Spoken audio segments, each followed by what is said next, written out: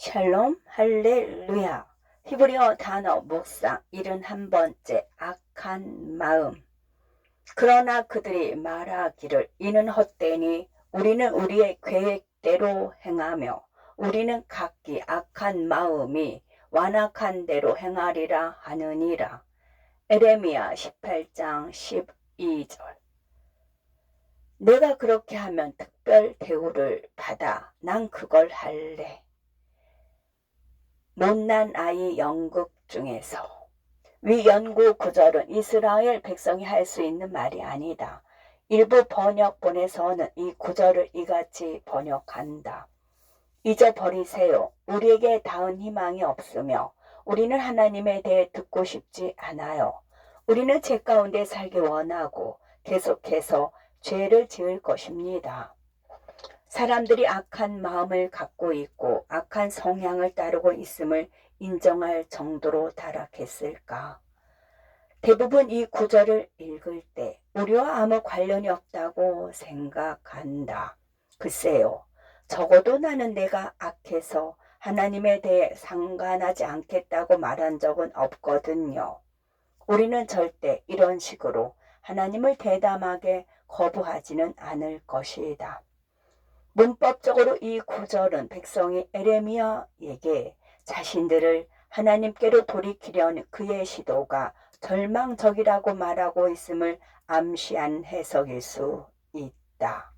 그러나 절망감을 느끼는 백성으로 해석하는 것도 문법적으로는 나쁘지 않다.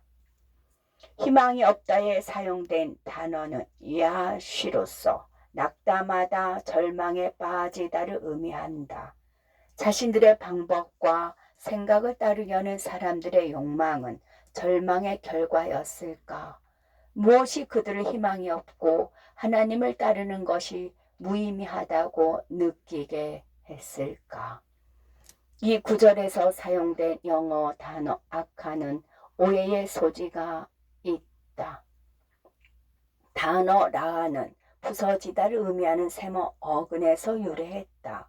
사람들은 상한 마음의 생각을 따라간다는 의미일 수 있다. 그들은 하나님께서 자신들이 기대했던 대로 행하지 않으셨기 때문에 마음이 상하는 지경에 이르렀고 그래서 그들은 희망이 없다고 한 것이다. 하나님이 당신을 위해 일하시지 않으신다는 것 같아 마음이 상한 적이 있는가? 그분이 재정적 필요나 치유를 해주지 않아서 레드 스켈튼의 연극 속 못된 아이처럼 당신은 코를 훌쩍이며 눈물을 닦으며 이렇게 말한다. 좋아요, 하나님. 나는 정말로 나가서 죄를 지을 거예요. 당신은 후회하게 될 거예요. 하나님이 당신을 도와주지 않아 절망에 빠졌던 순간들을 생각해 보면 당신도 때때로 나가서 당신의 나아, 즉 악하고 상한 마음의 생각을 따라 당신의 방법을 찾고 싶은 충동이 있었다는 것을 인정해야 할 것이다. 아마도 당신은 실직 상태였고 마치 하나님이 직장을 구하지 못하는 것처럼 보여서 이력서나 고용지원서에 당신의 경험이나 기술을 약간 날조하고 싶은 유혹을 느꼈을 수도 있다. 내 학생 중에 하나님이 그의 삶을 바꾸시기 전에 3년을 감옥에서 보낸 이가 있었다. 그는 필사적으로 일자리를 찾았다. 그에게는 부양해야 할 아내와 자식이 있었고 학자금도 갚아야 했다. 모든 채용 지원서에는 체포된 적이 있습니까? 라는 질문이 있었다. 너무 낙담한 그는 나를 찾아와 말했다. 저는 채용 지원서에 거짓말해야 한다고 믿기 시작했어요. 제가 체포되었던 기록을 언급하면 문조차 통과할 수 없기 때문이에요. 많은 사람이 세금 양식, 고용 지원서, 보험 청구서 같은 문서에 진실을 왜곡하면서 항상 이렇게 말한다. 하나님께서 분명히 자산을 주지 않으셨는데 약간의 거짓말이 무슨 문제인가요? 모두 그렇게 해요. 만약 발각되면 어깨만 한번 으쓱 하죠. 뭐 작은 실수 때문에 체포되지는 않을 테니 벌금만 내면 되죠. 에레미야 18장 12절에 나오는 백성들의 말만큼 뻔뻔스럽게 들리지는 않지만 같은 의미이다. 히브리 영어에서 야훼에 대해 추가적인 통찰력을 알아보자.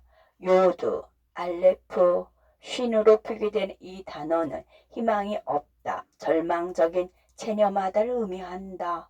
절망은 하나님의 말씀에 근거하지 않은 요도의 그림자적 의미가 우리에게 영향을 미치도록 허용할 때 찾아온다.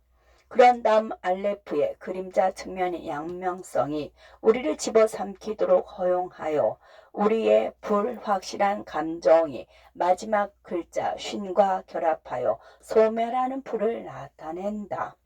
따라서 주석이 말하는 절망의 위험은 우리가 하나님의 말씀에 근거하지 않고 절망적으로 보이는 상황에 직면했을 때 하나님께 매달리고 그분을 의지하기보다는 두려움과 불확실성이 우리를 집어삼키도록 허용하는 우리의 경향을 말한다.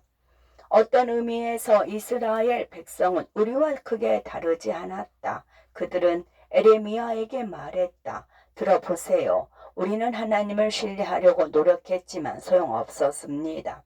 우리에게 이런 문제가 있는데도 하나님은 손가락 하나 까딱하지 않으셨는데 왜 우리가 그분을 귀찮게 해야 합니까?